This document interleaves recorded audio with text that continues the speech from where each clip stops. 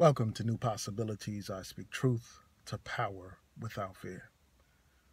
So, yesterday, one of my friends on Facebook posted a status and he was talking about Van Jones crying on CNN. And after I saw that status, I said, I got to check this video footage out for myself. And I noticed that a couple of other people had talked about it. So I was like, let me check that out. So this morning, I watched the footage for myself. But before I actually saw that footage, I saw another article on the Huffington Post about another news program that basically got out of hand, where you had this brother crying, acting all emotional and all that kind of stuff. Another black man. Both of these situations involved black men reacting to Donald Trump's statements regarding what happened in Charlottesville, Virginia. You know, where those white supremacists went crazy. You know, one of them crashed his car into a group of people, injuring like 19 people, killing one person.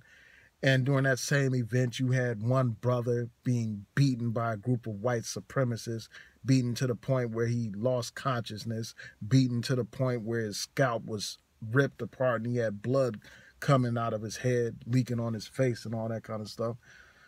So these brothers were emotional. You know, they got so emotional because they were disappointed by the president. Because people expect the president to unite the country, to call for national unity and solidarity among people regardless of their race or religion. But here you have a man, Donald Trump, who basically act as an apologist for those people who attended that so-called Unite the Right rally. You know, apologizing for these people, basically saying that they were some fine people in that group, claiming that some of these people were not white supremacists, claiming that these people were marching peacefully and all that kind of stuff, making arguments in favor of them opposing the removal of these Confederate statues. So these people were rightfully disappointed. You know, Van Jones was rightfully disappointed. The brother on the other program on Fox News was rightfully disappointed. But the thing that bothered me was the fact that both of these black men got so emotional that they actually began to cry on these programs. They began to cry. And what they don't realize is that these people, our damn enemies, these white supremacists, and even just the white audience in general, they don't have any sympathy for your black ass or for black people. They have no sympathy at all. They didn't have sympathy when we were brought over here in chains. They didn't have sympathy when we were subjected to Jim Crow laws and treated like second-class citizens. They didn't have sympathy when black people were lynched. They didn't have sympathy when Trayvon Martin, Sam DuBose, Terrence Crutcher, and all these other countless black men, Eric Garner, were killed. They didn't shed no tears over that.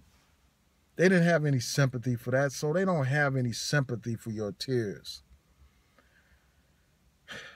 But yet you had these brothers crying on these programs, man, making a spectacle out of themselves and out of the black man.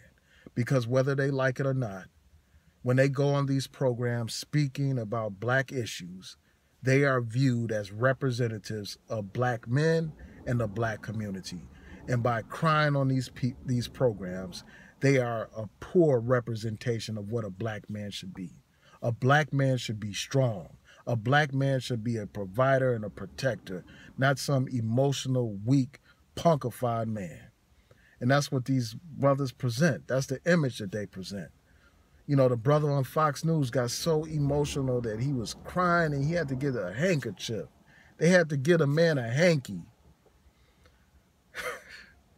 He was crying so much he made the sister on the program start to cry.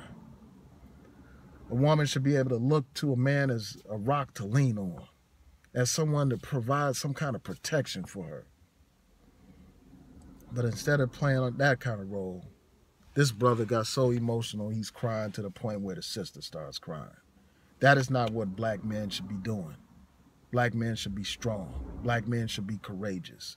And the last thing that the black man needs to be doing right now is crying at a time when you had these white supremacists gaining momentum, gaining strength, gaining numbers, literally attacking black people. We need strong black men, not weak crybaby black men on television representing us. And it's not by mistake. The media knows what they're doing. They know who to put in certain positions. It's all by design, man. To further emasculate the black man and to downgrade and disrespect the black community.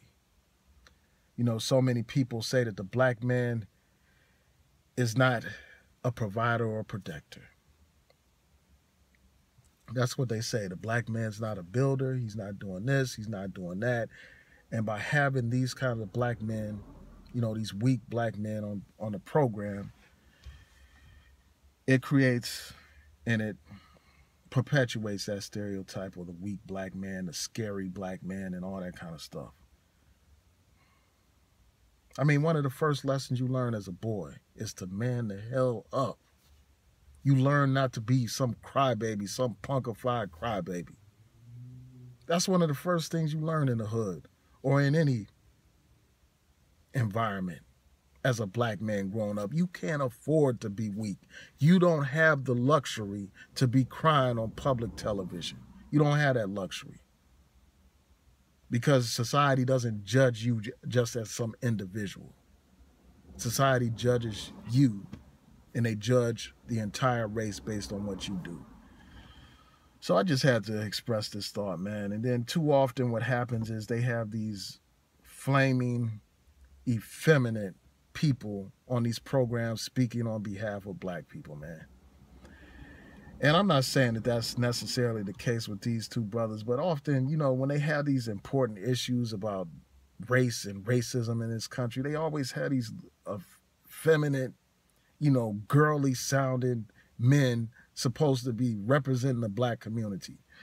And I think that's a damn shame, man. Where are the strong black men? Where are the courageous black men? Why don't they have them on the program? Why don't they have a fair account on the program more often on these news programs? Why don't they have people that were courageous and bold and masculine like they had back in the day with a Malcolm X or Eldridge Cleaver or Huey P. Newton or Bobby Seale or Stokely Carmichael or Rap Brown? I mean, those brothers exuded masculinity. Now we got these weak, punkified crybabies supposed to be representing us at a time when the black community is under assault, at a time when you have a Trump administration that's basically declaring war on our civil rights and sympathizing with a bunch of racist terrorists. These times, man, it's time to wake up, man. It's time for us to demand better spokespeople to represent us.